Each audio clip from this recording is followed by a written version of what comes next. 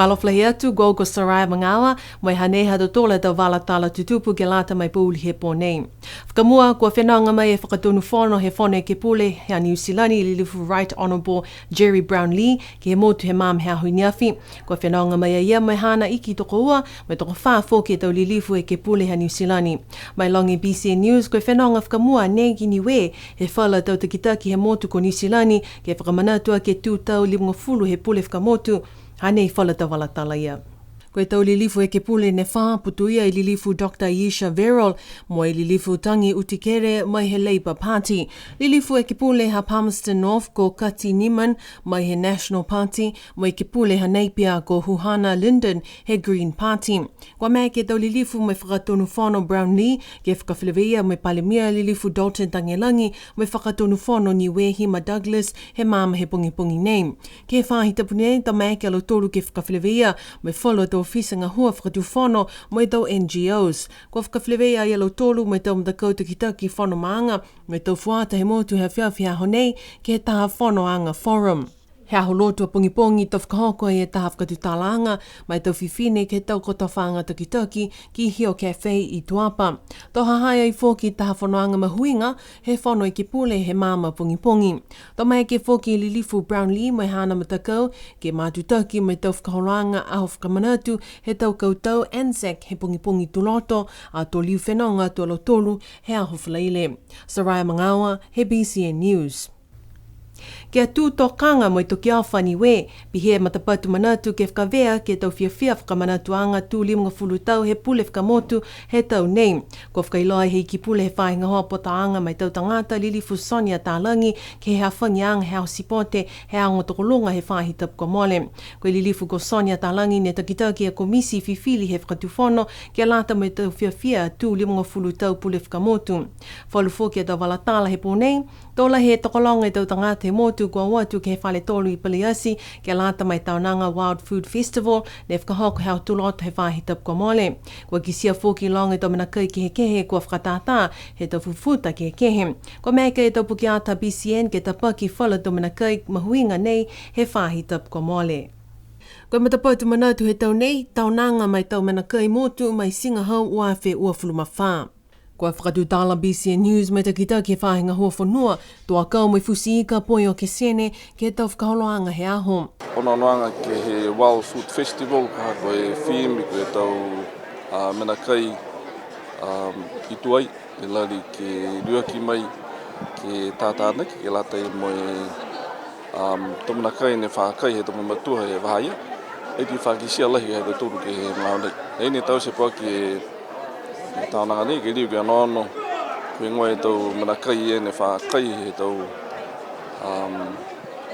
mamatua tau tori toi, ki mai he kere kere, pia whuki ni me tau manutahi, ki anonoanga ki riu ke whaisiaki mai ke lata me tau mamui tangata, pe whaimena tupu ha whuki he watu tau toki mua. Kua mea ke whoki a BCN News ke whakatutala mai hangai takitaki am takau Niue Growers ko Tom Senior Misikea. Pe he mai a ia tau whakahoko e taunanga he tau talo he mahina hao ke topa. Tau se taunanga hake lata me tau manakai. Lafi me kilunga e 50 tau he whakatawhono whakahae pe pule whakamutu. Nei a whuki ne manata motori he tau nei. Ke tau se ua e talo mo tau manakai mutu. E tau se talo he mahina ke topa. E lata mo shiro dudu. Kai whakamahau ni he talo e fua mahuinga he whanua he au shiro dudu le tōne. E tungani hane whakamatara he Pristine he toko mare. Ke shiro dudu.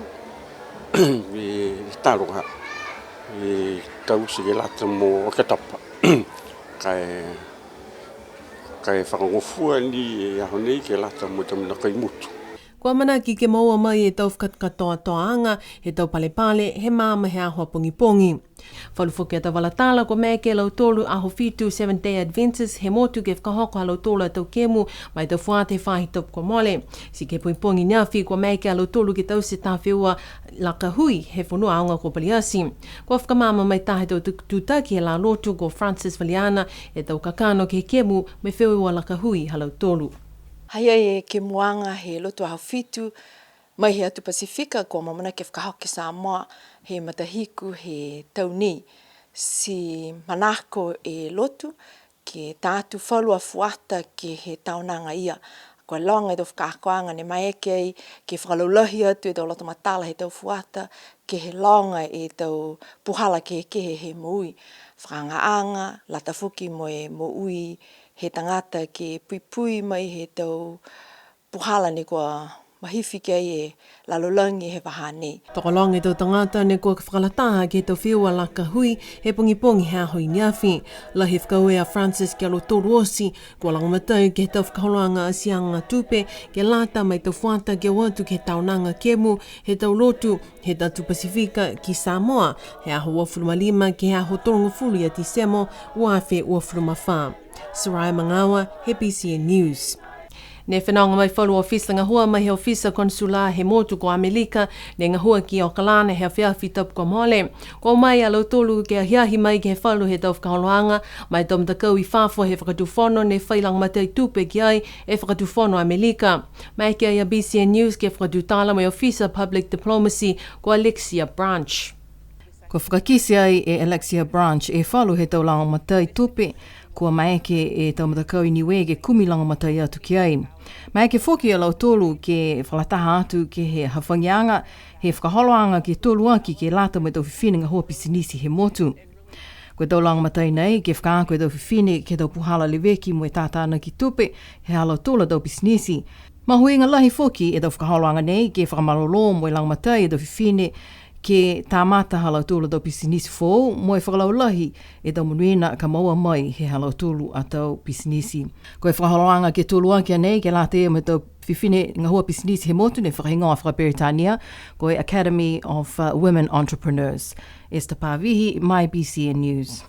Kua whakaholo whakahanga e tau ngā hua ke lata mai mtakau vi whanoi a Liluki a Lofi, pi hea he whakailoa mai he te kita ki he tau whakaholoanga nei ko Whiawhia Rex. Pe he mai ia, kua mai ke tau tangata ngā hua ki utakehe mo le tole awhe e tau akau pepe mai he mtakau vi nā ko a Liluki. Ko ngā hua ki he tau whāhinga hua takitaha e taha ngā hua, taha tangata ngā hua contractor ke whakamea e matakawi nā ko Aliluki ke utakehe e tau akau fofokaina nei. Ko whakahoko whoki e whalo tau whakatutalaanga mo e tau matakau maanga tunga e matakau he tau tangata tāne mo e tau whiwhine he alofitonga. Si pia whoki mo e taonga Niue, ko whleweia I whoki mo e lilifu palemia he motu. Lahi whoki tau ngā hua ko tau use mo e tukitaki he whahi tau ngā hua leo ke he talahau mai ai e Whiawhia Rex.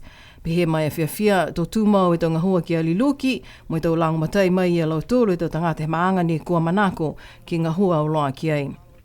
Nā kai whai loa tu mau ke he tau hokota ki he tau whahinga hua whakatuwhono e tau tupe maua mai ki he motu mai he whenonga he tau mga whaoa mai tau kapisinga Niue ka whenonga e vewa mai ki he motu. Kai mai longa lahi e tau tupe maua mai he tau mga whaoa mai tau kapisinga ka e vewa mai ki he motu ne whai whakamole ki he tau maanga mai tau e kalisia sipihia ki he tau pisinisi he motu. Koe whahi tapu ka mole ne whakahoko e taha whakawhetuianga e tau holonga hawhunua pe utangi tā langi. Nā whamahani ke whakahoko langataha he whai tau. Kua mai ke BCN News ke tutala mai whalu he tau matua ke Whiawhia whakahiku ne whakahoko ai ke maanga ko la kepa he awhiawhi lotu kua mole. Kua whakamori e mauturu e whakalatahanga family reunion uawhe mo e uawha kihi nei. Si whenonga mai e tau mga whaoa kehe he walu e laini ko e laini, tau laini a ko kāwao, ko kusipai, ko vavasi, ko akesi, ko puleleki, ko kusipai a sineva mo lili. Ko e toko walula e lainia ne tutupu mai a mautoro. Mai longa ai ko e mole hivungu fulu a lau tolu ni o mai he tau motu ko New Zealand mo Australia ke kau whalataha mo tau holonga ne no nofu ki he motu. Mai longa BCN News ko e mole ai ua fulu e awhi tau tālani ko fuaki ai he tau holonga hawhunua pe au tangi mo tālangi ke he ua e tau e kalesia he motu he tau whahitapu e kua mole. Kai whakatai atu whoki mole e whangu fulu e awhi he tau tūpene ko whakamole lau tolu he ua e whahitapu ke he tau maukoloa mo e tau pisinisi he motu. Tōla he whiawhia mai fulufulua lai tau whakahaloanga he mga whaua, mai au whiawhine kua whiawhia mai whakamawehe aki e tau mga whaua tō liliu mai whenonga atu ai ke tau motu ko New Zealand i ma Australia. Ko tau whawhitu ianga whakahiku he tau halonga hawhanua pe au tangi tālangi ne whakahonko i ki Niue he tau uawhi hongo fulumataha. Tō whakausia ki hatu tōla tau walatala tutupu ke lātai mea whiawhi nei, kua mana ki ai ke whakahoko e awhaka mana atu he tau koutou, and Zach he aho tōloto he whahi tapu nei. Kua whakahoko whakini e aho kioki ia, ke lātai me tau whahinga hua whakatu whono. Si pia nā te tōla tau walatala tutupu ke lātai mea whiawhi nei, tō liuni ke whelewea he whahi tapu kahau, tōna kai whakahoko ai e BCN News, walatala tutupu whakapiri tania he aho tōloto. Ko Nego Sarai Mangawa, Manofoa.